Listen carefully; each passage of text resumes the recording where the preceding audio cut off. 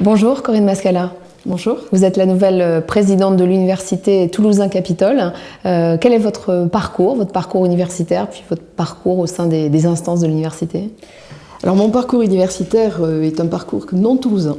J'ai fait toutes mes études à Bordeaux, je suis bordelaise. J'ai fait mes études à Bordeaux jusqu'au doctorat, donc j'ai soutenu ma thèse à l'Université de Bordeaux. Et puis ensuite, je suis venue par la voie du recrutement à l'Université Toulousain-Capitole, où j'ai été maître de conférence d'abord, puis ensuite j'ai passé l'agrégation de droit privé sciences criminelles. J'ai été professeur pendant 3 ans à Besançon, et je suis revenue par la voie de la mutation à Toulouse, et donc je suis professeur à Toulouse depuis 2002. Alors, à Toulouse, j'ai participé à la plupart des instances de l'université. J'ai été élue dans la quasi-totalité des conseils, conseils scientifiques, conseils de faculté. J'ai présidé pendant de nombreuses années la commission de discipline de l'université. Et puis, pendant les 2 mandats de Bruno Cyr, j'ai été d'abord vice-présidente en charge de l'évaluation des enseignements et de la démarche qualité. Ce qui m'a permis de bien connaître tout le fonctionnement de l'université. Et puis, dans le second mandat de Bruno Cyr, j'étais première vice-présidente du conseil d'administration. Dans ce cadre-là, évidemment, j'ai pu, aux côtés du président, participer à tous les dossiers importants de l'université, que ce soit l'évaluation de nos formations, l'évaluation de la recherche, l'évaluation de l'enseignement, l'évaluation de l'établissement. Et puis également, j'ai piloté tout le dossier d'accréditation de nos formations qui est en cours de signature au ministère. Donc Bruno Cyr, qui était votre prédécesseur à la présidence de l'université, université droit et gestion, combien de professeurs, combien de chercheurs, combien d'étudiants? Alors, université de droit, économie, gestion, qui sont nos 3 cœurs de métier, j'allais dire, nos 3 domaines de formation principaux. Alors, nous avons ensuite des départements qui viennent compléter ces 3 domaines.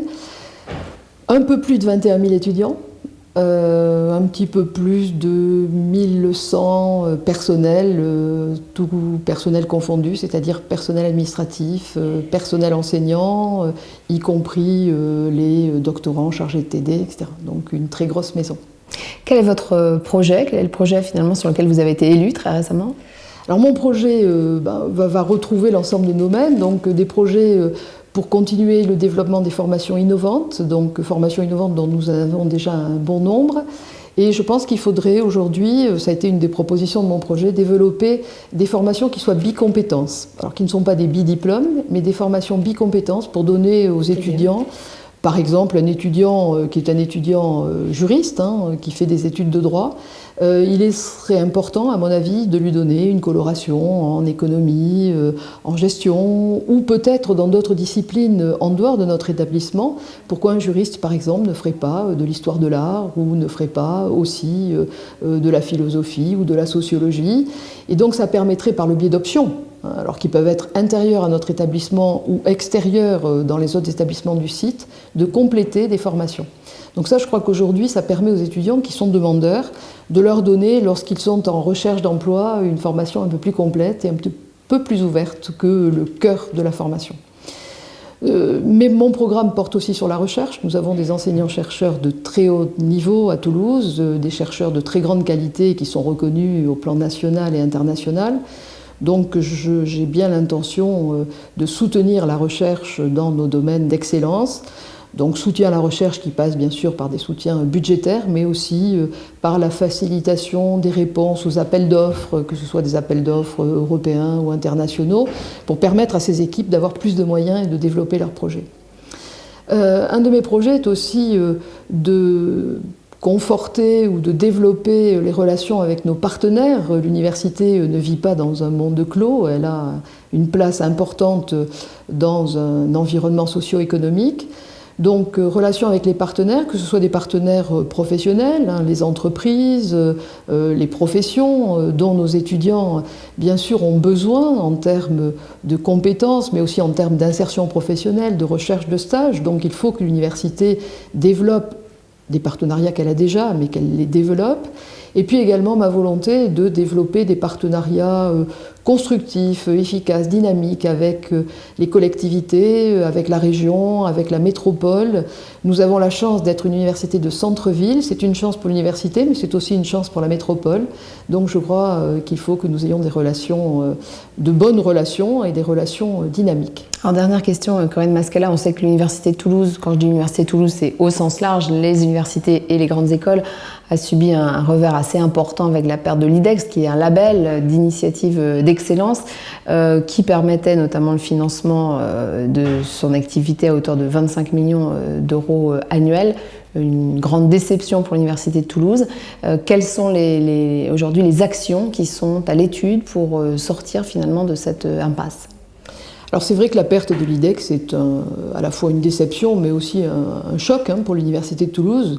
Nous pensions qu'on bénéficierait d'une période probatoire, c'est-à-dire d'un temps où on pourrait faire un peu plus de preuves. Mais au-delà de la déception, je crois qu'il faut rebondir. Il ne faut pas ressasser la déception en permanence, il faut rebondir et c'est bien la volonté de tous les partenaires de l'Université de Toulouse.